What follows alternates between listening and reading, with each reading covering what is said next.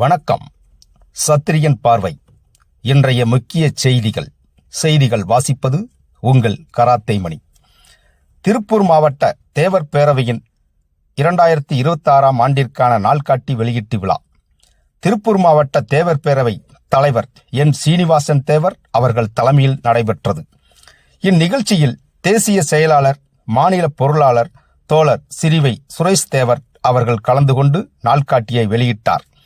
இந்நிகழ்ச்சியில் மத்திய குழு உறுப்பினர், திருப்பூர் புறநகர் மாவட்ட பொதுச் செயலாளர் தேலி கே காளிமுத்து அவர்கள், மத்திய குழு உறுப்பினர் ராஜசேகரன் அவர்கள், மாவட்ட தலைவர் தோழர் நெல்லை ஜி.பி. தாமோதரன் அவர்கள் மற்றும் மாவட்ட, ஒன்றிய, நகர நிர்வாகிகள் உள்பட பலர் கலந்து கொண்டனர்.